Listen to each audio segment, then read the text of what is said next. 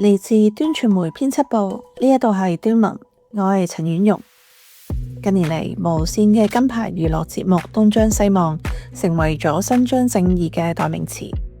有困難報東張，成為咗香港市民投訴嘅新出口。東張人氣飆升，係節目成功轉型啊，定係另有原因呢？今期嘅端文，端傳媒記者曾雪文 Sonia 同你探討東張西望點樣成為香港社會嘅新現象。今日係8月7號，星期五。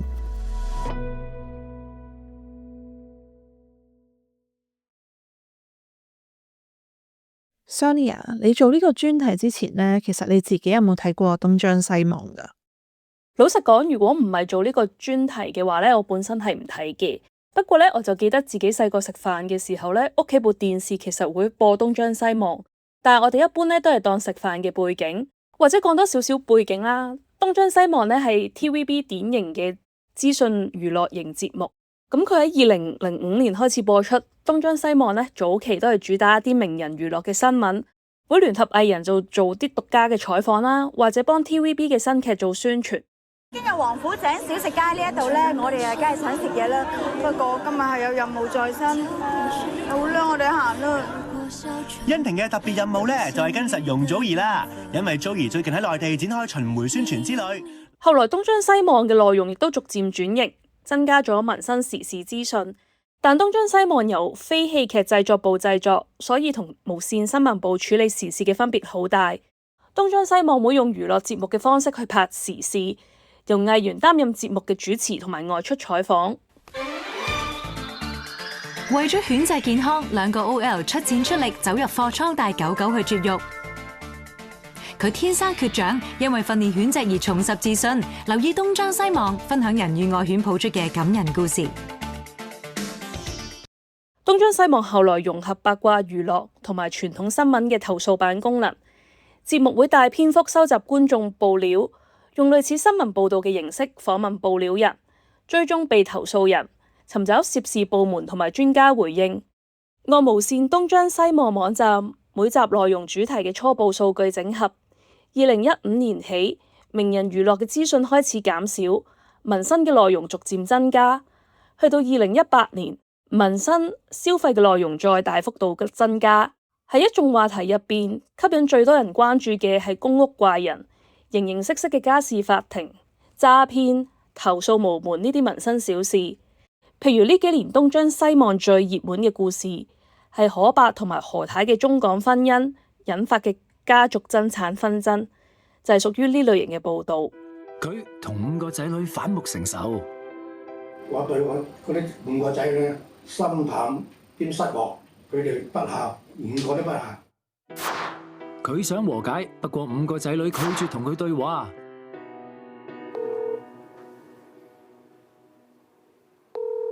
唔會聽你真係冇符啊！真係。2024年76歲嘅可伯喺太太離世之後9年，喺街市遇到一個比佢細30歲嘅內地女子。2個月之後，兩個人閃婚。可伯後來上東張西望，指控5個仔女唔單止反對佢嘅婚事，細女仲調走咗聯名戶口入邊嘅450萬積蓄。東張西望上門訪問可伯，連續5日喺香港播出呢個家事法庭。後來節目就變成咗街坊揭發何太疑似精心部署結識可伯。佢第一日嚟到，據講啦，大家都覺得佢有啲問題，立即提醒可伯，你要小心啲呢個女人啊！皆因佢已經四周圍同人講，離咗婚5年，想揾個單親男人同阿伯講。第一日就已經同阿伯講。係你有冇男人介紹俾佢？咁咧跟住就話自己有個仔18歲到。故事嘅結局係忘年情侶因為家暴對簿公堂，可伯被判囚。7月嘅時候，可伯亦都過咗身。可伯嘅事亦都喺東張西望近幾年嚟喺社交媒體、網絡播放同埋電視播放上最受關注嘅一集。東張團隊之後推出嘅可伯系列懶人包喺 YouTube 上嘅觀看次數就超過88萬。咁可伯呢件事的確係好八卦啦。咁但係東張其實都有做過一啲深度民生類嘅故仔，其實算唔算係一檔新聞節目呢？東張西望有時咧就會跟進一啲困擾民生嘅難題啦，譬如舊年報道運輸署金鐘牌照事務處出現大批排隊黨，兜售新辦香港駕駛執照嘅排隊籌號，市民如果唔想排半日隊，就要被逼拎幾百蚊嚟買籌。東張播出之後呢，社會輿論發酵，運輸署就宣布要推出電子即日籌嚟打擊排隊黨。東張西望嘅定位係綜藝同埋資訊娛樂節目，節目係唔會好似新聞咁，佢唔需要考慮公眾利益、客觀持平呢啲傳統新聞嘅倫理框架，而且為咗增加戲劇效果，經常都止步於甚至乎會放大報料人同埋被投訴人之間嘅矛盾。譬如東張西望喺 YouTube 上面點擊率最高嘅懶人包系列短片，係7年前黃大仙一位婆婆不停打電話㗎，被管理處，最後婆婆被判騷擾他人，要罰款同埋沒收電話。節目入邊主持人有問婆婆打電話嘅理由，不滿佢咪派錢咯？咩派錢啊？唔明？派俾呢啲委員咯，3億幾萬管理費得翻千幾萬，唔可以將我哋管理費派街坊，留翻嚟維修噶嘛啲樓。節目止步於婆婆嘅打電話行為，但係亦都冇真係深入咁去研究，究竟婆婆所指控嘅大廈業主立案法團同埋物管公司係咪真係有濫用公款嘅情況？唔少網民亦都喺片下留言，話節目應該去驗證究竟婆婆嘅指控係咪真實。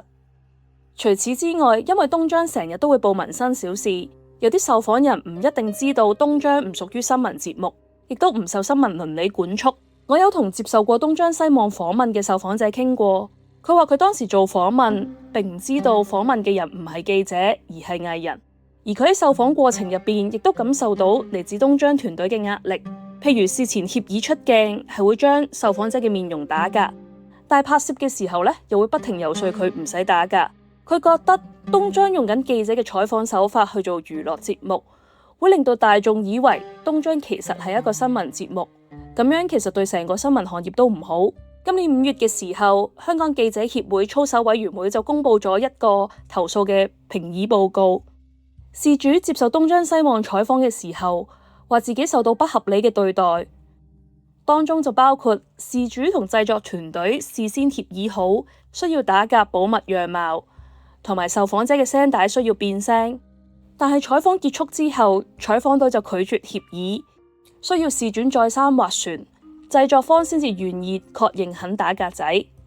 委員會曾經2度去信無線電視索取回應，但係就冇收到任何回覆。報告就話，委員會經過詳細嘅討論之後，認為東張西望唔屬於新聞節目，節目嘅製作同內容亦都唔係由新聞記者同編輯負責，因此裁定相關嘅投訴超出委員會嘅可處理範圍。但係喺香港綜藝電視嘅歷史上面啦，東張西望應該就唔係第一個嘗試融合娛樂同埋時事八卦嘅節目啦。即係我記得早期呢，仲有好幾檔係好相似嘅，好似亞視嘅今日睇真啲。係啊，好似你提到嘅今日睇真啲，就係目前可以追溯嘅最早嘅同類型節目。今日睇真啲喺1994年推出，起用電視藝人去追訪娛樂同埋傳統新聞，通過娛樂嘅手法去包裝真人真事。呢檔節目令到亞視喺無線獨大嘅90年代迫使對手跟隊。同年10月，無線就喺黃金時段推出同類型嘅節目《城市追擊》，由黃霑、廖啟智、祝文君呢啲藝人主持。兩大嘅節目攝製隊會涉足突發新聞現場，用類似新聞報導嘅操作製作娛樂節目，即係即場拍片街訪、搏咪揾山逼，再事後剪片錄 VO， 將娛樂八卦時事共冶一爐。節目嘅內容呢，歷年亦都引發過唔少爭議。譬如喺1995年，亞視宣稱獨家購入咗美軍喺1947年發現外星人之後嘅機密解剖紀錄片，一度呢就將收視推向高峰，達到20點收視。究竟佢係咪傳說中嘅外星人呢？佢同我哋有啲咩分別？佢嘅頭、佢嘅四肢、佢嘅內臟、佢嘅身體結構。節目播出之後呢，一周刊就揭發相關片段造假。城市追擊同埋今日睇真啲，雖然先後喺2000年左右結束，但係部分今日參加東張西望節目製作嘅工作人員呢，其實亦都係新瓶舊酒，包括東張西望嘅旗手負責人楊永祥，佢之前嘅上司就係當年創立今日睇真啲嘅前 TVB 高層余詠山。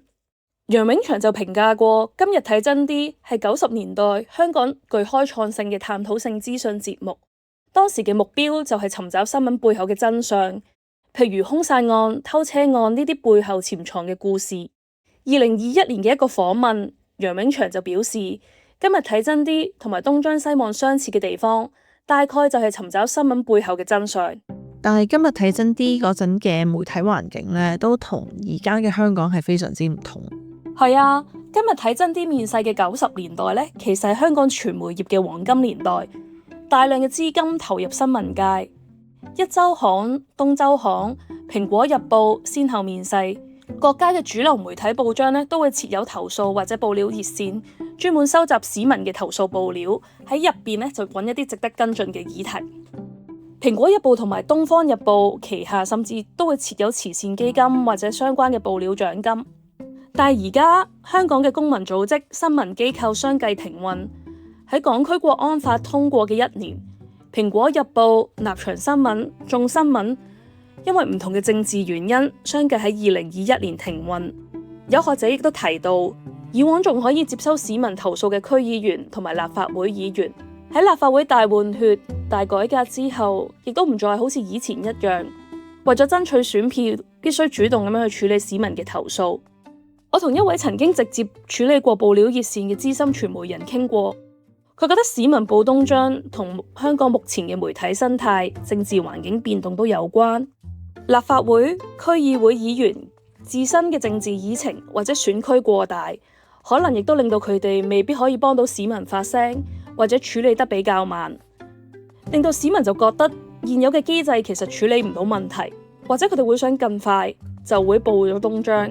佢又提到，昔日會報導同政府意見相左嘅新聞媒體數量大減，令到目前部分媒體其實唔敢超越政府嘅框架報導，最後就剩翻一啲自媒體啦，或者一啲零散嘅網媒跟進。新聞媒體嘅效力減弱，亦都令到市民急需要尋找一個新嘅出口。東張西望就喺呢個背景之下逆市擴張。2022年，無綫新聞喺自己嘅網頁就設立咗新嘅東張 Plus 頻道。楊永祥當時就解釋，1個半小時嘅東張西望其實已經滿足唔到太多市民報料嘅需求，所以佢就成立咗東張 Plus， 延長呢個節目嘅時段，令到更多觀眾嘅問題可以得到更多嘅曝光同埋關注。翻查無綫電視年報，東張西望自2023年起，連續3年係最高收視嘅綜藝同埋資訊娛樂節目。按照無綫電視6月嘅數據，東張嘅跨平台直播大概有153萬名觀眾睇。喺唔同嘅社交媒體上面，我哋亦都不時會見到，當網民提到自己遇到民生難題、投訴無門嘅時候呢，網民就會話報東張啦。聽落好似好多人覺得，即係如果你想尋求正義、解決投訴，向東張西望報料可能係唯一嘅出路。係啊，而且呢，因為東張本身就做開民生議題。比氣候變化、財政預算案、庫房赤字呢啲題目呢，觀眾就會覺得東張嘅內容其實係離自己好近，自然亦都吸引咗更多嘅觀眾去關注。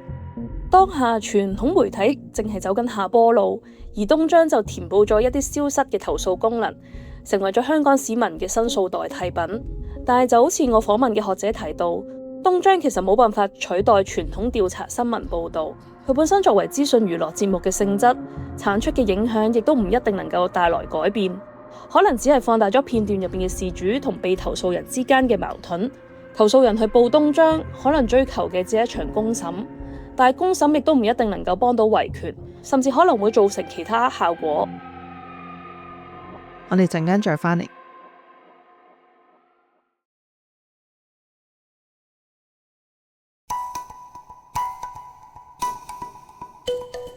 Sonia， 你今次訪問到以前報東張嘅事主啦，咁佢哋係點樣睇呢一段經歷嘅呢？我訪問過一個報東張嘅洪小姐，佢就指控樓上嘅鄰居長期大力咁樣敲打個單位，令到佢屋企嘅牆身呢亦都出現咗裂痕。呢個單位樓齡超過40年，屋內嘅天花、牆身同樣出現嚴重裂痕。住戶堅稱並非老化或者係裝修上出現問題，而係源於樓上一個動作。洪小姐話佢自己係東張西望嘅長期觀眾，佢覺得東張西望呢個節目做到嘢。佢話佢就住屋企呢件事前後揾過東張西望報料2次，第一次呢其實係冇收到回覆嘅，但係第二次就受理咗。咁喺報料嘅第2日，東張西望就派咗6-7名工作人員上門。即係我有同我啲朋友講開，我話我第一次報嗰陣時唔知點解唔受理咯，可能事情覺得未夠爆啊，定唔知點，但係我又估唔到佢真係即係2年後我又再揾翻佢，佢又真係即刻受理啦，即係可能佢係咪真係等咗我2年啊？東張西望都等咗呢單案。喺攝製隊嘅陪同之下呢，戴口罩嘅洪小姐就去到樓上單位同涉事嘅老夫婦對質。老夫婦呢就否認指控，反指有一個疑似洪小姐嘅年輕女仔曾經喺佢哋單位門外潑尿同埋潑生雞蛋，又俾洪小姐入屋視察。洪小姐親身入去查清楚。你揼到成屋爛啦，冇理由我一塊磚都冇爛啊嘛，啱唔啱先？咁了解好多麻煩啦。你話邊間房邊間屋？咁喺節目入邊呢，洪小姐就一馬當先衝咗入屋啦，但係呢，就見到個單位好凌亂。單位入邊嘅其中一間房呢，就有床褥放喺地下，而且滿地都係垃圾。最後節目又請嚟專家話洪小姐嘅單位損毀可能同屋宇老化有關，亦都有網民質疑噪音其實唔係人為因素。節目播出之後，洪小姐就話其實佢收到好多負面評論，甚至有人用私信嘅方式指責佢。真係有試過有人我唔識嘅，佢係咁 DM 我，係咁同我講話唔關佢哋事㗎，係啲水管問題，但係我知道唔係啦，即係佢係真係不依不饒，會 keep 住係咁打電話俾你啊，係要講說服你啊，但係我知道我自己知道根本就唔係呢個問題，咁所以我亦都 block 咗呢啲人。喺第2次報東張之前，洪小姐報過警，亦都揾過公證行證實家中嘅裂紋疑似同樓上嘅敲揼行為有關。佢呢亦都向樓上嘅住戶發過律師信。但係呢封律師信就俾人退翻嚟，信上面就寫住查無此人。咁就算咧，即係你夜晚凌晨咧3-4點聽到滋擾，你報警啊，就算差佬有一次真係差佬嚟到極速咁，可能10分鐘就嚟到屋企啦，即係佢都想我聽到佢門口或者企喺我屋企門口聽到佢係揼嘢聲㗎。咁但係你上到去佢唔開門，佢都冇佢計㗎喎，即係差人佢話除非你真係有一段可以告到佢。出嗰啲叫做有啲紙咧係有搜查令啊，或者報警係真係冇乜用咯。即係真係靠東張，係反而你去發聲啊，之後呢件事再去由啲市民去評論究竟啱唔啱咁樣咯。洪小姐覺得報咗東張之後，樓上唔敢再每一日都製造噪音。今年年初，小額錢債審裁處咧就判洪小姐勝訴。洪小姐就覺得最終解決呢件事嘅呢都係法庭，但係如果唔係有東張嘅輿論壓力，呢件事未必可以引起其他力量嘅關注。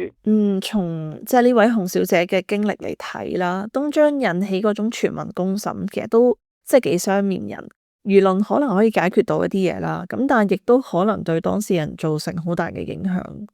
東張西望咧，其實好多集數佢關注嘅咧都係社會低下階層啦。咁好多其實都係公屋嘅居民啦，或者係領取緊社會福利嘅市民。我訪問咗嶺南大學文化研究系前助理教授葉蔭聰，佢就話東張西望咧對社會嘅低下階層嘅描述，其實同近年嘅英國媒體好似，就係將窮人描繪做大家都好熟，但係又好怪異可怕嘅人。佢覺得隱含嘅信息就係呢啲人唔值得幫。浪費納稅人嘅資源，道德敗壞，甚至乎對社會係有危險。東張西望曾經推出過4集叫做《牛下女王》嘅系列，佢哋就追訪牛頭角下村一名公屋女住戶，指控佢涉嫌向途人攞錢，同埋疑似喺公屋單位賣淫。但係呢個女仔喺片入邊嘅表現呢，就好似係精神病患者，有少少情緒不穩。佢喺鏡頭嘅追訪之下呢，甚至一度會情緒崩潰。葉蔭聰就指出啦，如果係一般新聞節目去報道，記者其實會拆解佢背後嘅行為成因，甚至會展述成一個社會或者政策性嘅議題。但係東張西望成日都會處於一個好含糊嘅狀態，佢跳過咗新聞節目嘅原則，而且為咗娛樂性就會刻意放大矛盾同埋衝突，呈現最刺激眼球嘅嗰啲人物形象。但係呢件事背後嘅議題究竟係乜嘢呢？可能最後亦都只會將啲矛盾放翻喺呢啲人身上。我哋前面都有講到啦，東張而家變成咗正義嘅代名詞。其實即係呢一點同媒體變化係有關係，但係東張西望有時候可能會帶動到某個熱點，跟住媒體去追蹤呢啲熱點，似乎都可以即係補充到東張呢個節目做唔到嘅影響。但係咧，而家個問題可能就係因為喺香港做調查新聞嘅空間細咗啦。香港中文大學新聞與傳播學院教授李立峰，佢曾經就訪問過一啲做過資深調查新聞嘅記者，對方就話以前蘋果日報仲喺度嘅時候咧，每當有突發新聞，其實全行嘅記者都會爭先趕到現場。但係而家上司就會同佢講，你可以食埋晏先至去處理。佢話報東張近年成為現象咧，背後其實講緊媒體自己亦都面對緊一啲現實嘅限制，做唔到一啲真正觸及政治結構嘅問題。佢就話其實咧，每當講東張填補咗空位嘅時候，講緊嘅並唔係講緊佢可以做到以前新聞行業做到嘅效果，而係以前嗰樣嘢冇咗，呢度有一個好大嘅空間，東張就佔據咗呢個好大嘅空間入邊其中一個好細嘅位置。但係呢個細位咧，其實已經喺今時今日嘅悶局入邊，令到好多人都覺得有意思。即使同類型嘅節目其實做嘅嘢冇大變，但係單純因為其他空間有變化，東張受到嘅關注度就會提升。背後其實係講緊，因為大家都冇乜嘢選擇，而大環境亦都導致咗市民唔中意睇新聞啦。間唔中睇到一條重磅嘅新聞，亦都唔知道應唔應該喺社交媒體上面分享。喺呢個大環境之下呢，其實大家唔會恆常咁見到一啲又觸目又真係有公共意義嘅新聞，亦都唔見到一啲真正係觸及到問題核心嘅議題報導。Sonia，咁你做完呢個題目之後有咩諗法呢？所謂嘅伸張正義報東張呢，其實可能係講緊制度解決唔到我面對緊嘅問題。當一個個體未必可以改變到大環境，最後就淨係可以用自己嘅方法去搞大件事，去解決自己嘅問題。呢個問題可能係講緊屋企漏水啊，隔籬屋係垃圾屋之類等等。但係其實呢個現象本身就代表緊2026年嘅香港生態。咁當然我自己其實都會諗嘅，咁點解東張會被誤當為一個新聞節目呢？點解會俾市民當做係一個唯一嘅申訴渠道？咁其實係咪講緊我哋成個新聞行業本身就出現咗一個好大嘅問題？當然我自己都會思考嘅。咁呢個年代到底深度報道仲有冇人睇呢？但我又諗起受訪者佢話東張冒起，其實佢係佔據緊一啲媒體消失之後留低嘅空白。咁我諗身為記者可以做嘅，可能就係唔好繼續令到呢個空白擴大，繼續做自己要做嘅報道。呢個講緊唔係守住一個位，而係我哋去創造更多嘅內容。多謝 Sonia， 多謝 Sherry。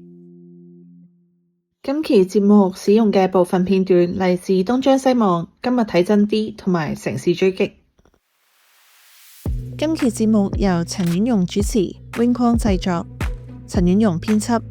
剪輯同聲音設計係黃百維，以及姜韓媒體工作室Alexson。歡迎你喺 YouTube 收聽端文，可以喺節目下方嘅評論區隨時發表你嘅諗法，參與討論。亦都歡迎你喺 Apple Podcast 或者 Spotify 幫我哋評分。如果你中意端文，歡迎你捐款支持，等我哋可以繼續產出更多優質嘅深度報道，支持華文世界不可或缺嘅多元聲音。捐款支持嘅方式，歡迎去到節目嘅資訊欄位查看。